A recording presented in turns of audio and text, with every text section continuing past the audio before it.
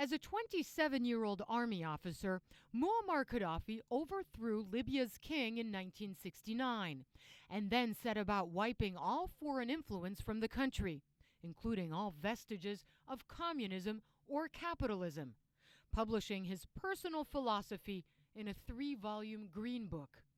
Gaddafi always said that his goal was to change the world, but it was the way he set out to do it that amused, confused, and often infuriated. Gaddafi said he wanted to unite the Arab world and even proclaimed a merger with Libya, Egypt, and Syria in 1972. That merger plan fell apart. A later merger attempt with Tunisia disintegrated into bitter animosity. Maintaining a colorful profile wherever he went, he made a point of emphasizing his Bedouin roots, sleeping in tents, protected by an eye-catching female security detail. His speeches were legendary for both length and bombast. This 2009 speech at the UN was typical.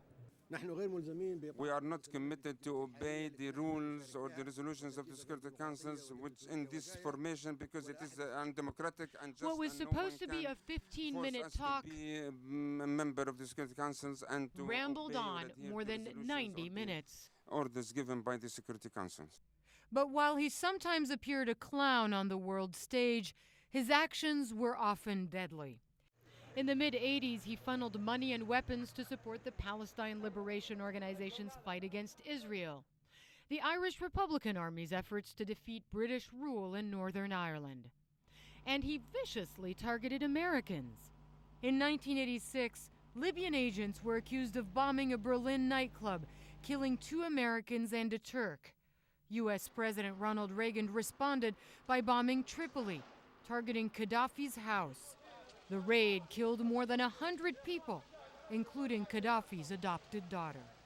2 years later, Pan Am Flight 103 blew up over the tiny village of Lockerbie, Scotland, raining debris and taking 270 lives. Investigators traced the attack to Libya. When Libya refused to turn over the suspects, the UN imposed tough sanctions, leaving the country isolated and increasingly destitute. After 11 years as an international outcast, Gaddafi cut a deal.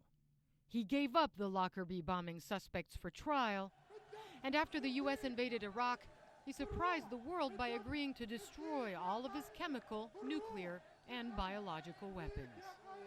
Gaddafi soon welcomed Western oil companies like BP and Total into Libya, but questions lingered about whether some Western oil contracts were traded for Scotland's release of one of the convicted Lockerbie bombers. And he didn't give up the bizarre behavior. On a 2009 visit to Italy, he invited 200 models to his ambassador's house, paying each $75 to listen to lectures on Islam and giving each a copy of the Quran. Back home, patience was running thin. After more than 40 years, rebellion bubbled up in the eastern part of the country, quickly spreading across Libya. As his government disintegrated, he addressed the nation from the same house bombed by the U.S. in 1986. This is my country, the country of my grandfathers. He vowed to die a martyr in Libya. Hala Gorani, CNN.